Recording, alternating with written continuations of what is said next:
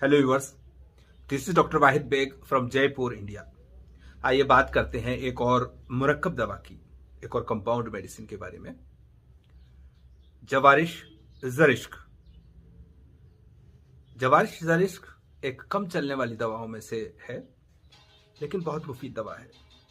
खासतौर से इस दौर में आजकल, जबकि ज़्यादातर डाइजेस्टिव सिस्टम की प्रॉब्लम्स गर्मी की वजह से होती हैं, चाहे वो गर्मी स्टमक में हो या लीवर में हो।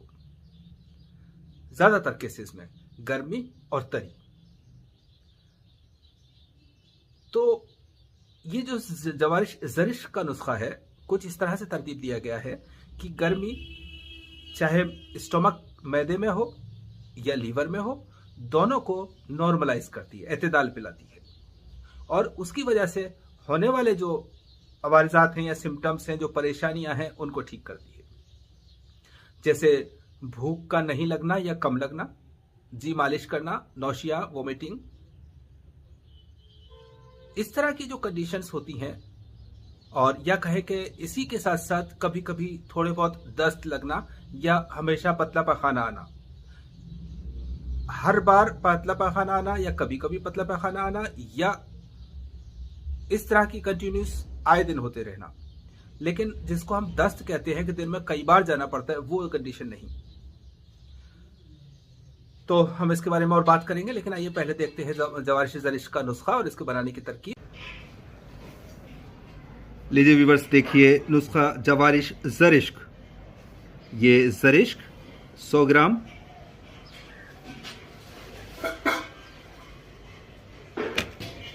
और ये मवीज़ द्राक्षा या दाख 100 ग्राम, गुलसुर्ख गुलाब पत्ती 50 ग्राम, और ये सुमाक 50 ग्राम, तबाशीर 50 ग्राम, तुख्म आस या हब्बुल आस 50 ग्राम, और ये मगज़ किशनीस खुश्क बिरियाँ, यानी कि सूखे धनिए का मगज़ भुना हुआ 50 ग्राम, और ये भी मगज़ तुख्म खुरफा स्याह बिरियाँ, यानी काला खुरफा जो होता है उसको भुना गया है। इस तरह से ये नुस्खा जवारिश ज़रिश्क का है। इसमें कुछ शरबत डलते हैं जो हम अभी डालेंगे। और अब हमने मवीज़ और ज़रिश्क को पानी में भिगो दिया है, द्राक्षा और ज़रिश्क पानी में भिगो दिया है। इसका जूस निकाल करके रूप बनाया जाता है। देखिए व्यूअर्स, अब ज़रिश्क और मवीज़ यानी द्राक्षा का जूस हमने निकाल लिया है और इसको हम पकाने जा रहे हैं। ये 100 ग्राम थी, इसलिए अब हम इसमें 200 ग्राम शक्कर शामिल करके इसका कवाम बनाएंगे। रूब नहीं, इनफैक्ट थोड़ा गाढ़ा कवाम बनाएंगे जिसमें कि दवाएं शामिल की जा सकती।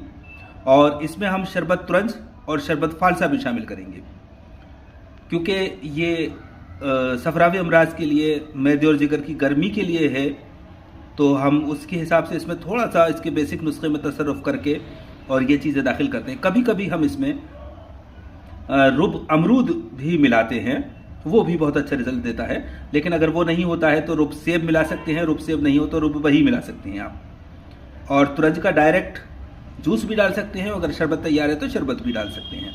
बहरहाल हम इसके अगले प्रोसीजर को देखते हैं। इसको बनने के बाद हम इसमें शरबत और रुब सेब डालेंगे। और बाई चांस आप देख सकते हैं इसी के साथ इस वक्त बन रहा है ये लौक सपिस्ता खैर शंबरी।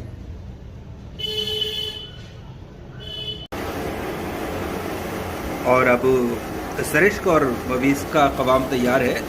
आप देख सकते हैं इसका गाढ़ापन, और ये चाह के झाग आना भी इस बात की अलामत है कि ये तैयार है। ये रूब सेब 375 ग्राम, शरबत फालसा 375 ग्राम, और शरबत तुरंज ये शरबत तुरंज 375 ग्राम, यानी तीनों ये कवाम हमने मीडियम 375 ग्राम ईच 375 ग्राम हर एक लिया है। और अब हम इसका सफूफ डाल रहे हैं जो जवारिश ज़रिश के इंग्रेडिएंट्स हैं। इसके साथ ही हम डाल रहे हैं रूप सेब और शरबत तुरंज। ये हम अभी ले लेंगे थोड़ा।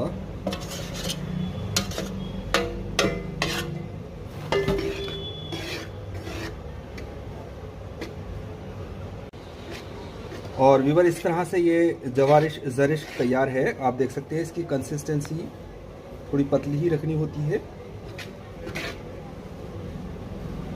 इस तरह से जवारिश ज़रिश तैयार। तो डियर व्यूअर्स, अभी आपने देखी जवारिश ज़रिश का नुस्खा और तरकीब। जवारिश ज़रिश हम फिलहाल एक छोटा सा लोट बना रहे हैं, यही नहीं बल्कि हम अक्सर व बेशतर सिर्फ वही लोट दिखा पाते हैं या वीडियो बना पाते हैं जो छोटे होते हैं, चाहे वो कभी हम इमरजेंसी में बना रहे हों या ख़ास तौर से स्पेशली वीडियो बनाने के लिए बना रहे हों, क्योंकि बड़े लॉट को थोड़ा सा मैनेज करना और उसकी शूटिंग करना थोड़ा सा मुश्किल होता है। तो अक्सर और बेशतर बहरहाल ऐसा ही मौका आज है, तो हम जवारिश ज़रिश को देख लिया है।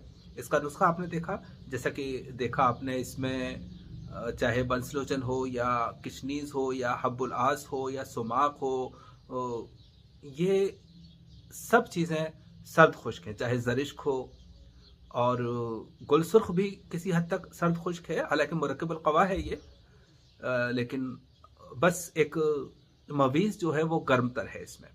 अब इस नुस्खे का जो लॉजिक है उसको समझने के लिए आप यूँ समझ सकते हैं कि जब मैदे के अंदर गर्मी हो गई है और उसके साथ तरी है, तो ऐसी दवाओं का होना ज़रूरी है जो स्टोमक की गर्मी को दूर करे, उसकी तरी को दूर करे, और वो जो एंजाइम्स जो ज़्यादा निकल रहे हैं, हाइपर सीक्रेशन हो रहा है, उसको कंट्रोल में लाएं। इस सब के लिए अच्छा, इसके साथ साथ यूनानी दवाओं की खास बात ये और होती है कि ये उस ऑर्गन को ताकत भी देती हैं, जैसे मुक़व्वी मैदा, मुक़व्वी अवाया, मुक़व्वी जिगर। तो ये दवाएं मैदे को और लीवर को ताकत देने वाली भी हैं, उनको नॉर्मलाइज करने वाली भी हैं, उनको खुराक पहुंचाने वाली हैं, और जो उनकी गर्मी है उसको भी दूर करने वाली है। वेरी सिंपल सी बात है कि जब किसी चीज़ को, जिस चीज़ से परेशानी हो रही हो और आप उसको दूर कर देते हैं, तो वो उसमें ताकत, चाहे ये चीज़ ना पैदा करे लेकिन नेचुरली भी ताकत आ जाती है उसमें। लेकिन यहाँ पर मवीज़ को शामिल करने का एक मकसद है। चूँकि तकरीबन सारी दवाएं सर्द खुश्क हैं, काबिज़ हैं, यानी कि दस्त को रोकने वाली हैं, कब्ज़ पैदा करने वाली हैं और सर्द खुश्क हैं। लेकिन एक दवा ऐसी जो गुलसुर्ख की शक्ल में और मवीज़ की शक्ल में है, जो कि तल्लीन कर, गुलसुर्ख जहाँ पर आंतों में तल्लीन पैदा करेगा, मुलय्यन रखेगा, आंतों को नरम रखेगा, वहीं पर जो मवीज़ है वो कब्ज़ को ज़्यादा नहीं होने देगी, एक बात। दूसरी बात यह कि चूँकि सारे ही एंजाइम्स गर्म हो ऐसा नहीं होता है, कुछ एंजाइम्स ठंडे भी होते हैं उनके साथ साथ, लेकिन उनकी मिक़दार कम होती है। सिंपल सी बात इस तरह से भी समझ सकते हैं कि जब कोई गर्म मर्ज होता है तो वो पूरी तरह से गर्म नहीं होता है, उसमें गर्म अज्जा ज़्यादा होते हैं, गर्म कंपोनेंट्स ज़्यादा होते हैं, इसलिए वो गर्मी है, सर्द वाले कम है। जब कोई सर्द मर्ज होता है तो उसमें सर्दी की जो चीज़ें हैं वो ज़्यादा होती हैं, गर्मी की कम है, इसीलिए हमें उसी रेशियो में वो चीज़ शामिल करनी होती है। जैसे हमने यहाँ इस नुस्खे में किया है कि जो मवीज़ है उसको हमने सिर्फ 100 ग्राम लिया है बमुकाबले उन 400-500 ग्राम दवाओं के। तो जो बलगमी या सर्द मादे हैं उनको निकालने के लिए इसका शामिल हाल होना, न सिर्फ ये उस तरह से उन दवाओं का एक तरह से मुस्लेह है, इस्लाह कर रही है, बल्कि वो मादे जो कि कम मिक़दार में है लेकिन फिर उसकी वजह बनते हैं, या फिर दूसरे लफ्ज़ों में आप यूं भी समझ सकते हैं कि उनकी अगर ये चीज़ नहीं हम डालते तो उन दवाओं की वजह से सर्दी और खुश्की बढ़ जाती और कॉन्स्टिपेशन ज़्यादा हो जाता। इसलिए एक कोई दवा गर्म तर शामिल करनी थी, और यहां पर मवीज़ यानी द्राक्षा से बेहतर क्या हो सकता है। तो इस तरह से हर नुस्खे का अपना एक लॉजिक होता है। एक ये मिजाज सर्द खुश्क है, इस जवारिश का मिजाज, जब आप किसी भी नुस्खे की फार्माकोलॉजी को जानते हैं, उसकी मेडिसिन्स को, उनके अज्जा को, उनके मिजाज को जानते हैं, उनकी फार्माकोपिया को जानते हैं, उनकी जो फार्माकोडायनामिक है, फार्माकोकाइनेटिक्स है, जो उनके मोड ऑफ एक्शन है, जो उनके काम करने का तरीका है, इन सब चीज़ों को जानते हैं, तो फिर आप नुस्खे को भी जानते हैं। और जब नुस्खे को जानते हैं तो नुस्खे के काम को भी जानते हैं, और जब उसके काम को जानते हैं तो आप उसको सही जगह इस्तेमाल भी करते हैं। तो सबसे पहला, जैसा कि मैं हमेशा से ही कहता हूं कि नुस्खे को समझने के लिए, बनाने के लिए जरूरी होता है कि आपकी फार्माकोलॉजी अच्छी हो, उस पर काम किया जाए। और यूं ही इस एक दवा यहां से उठाई, एक दवा यहां से उठाई, एक दवा यहां से उठाई, ऐसे नुस्खे नहीं बना करते हैं। इसके लिए एक अपना एक मंतिक होती है, एक फिलॉसफी होती है, एक लॉजिक होता है, एक उन दवाओं की समझ होती है, उन दवाओं के इफेक्ट्स और साइड इफेक्ट का इल्म होना चाहिए, उन दवाओं की जो मुसलह हैं उनका इफेक्ट होना चाहिए, उनकी मिकदार खुराक का पता होना चाहिए, तब जाकर ये नुस्ख़ाजात तैयार होते हैं। तो बहरहाल ये बहुत अच्छे नुस्ख़ाजात में से एक है जो हमने शेयर किया अभी, जवारिश ज़रिश्क। फिलहाल इतना ही। अल्लाह हाफिज़।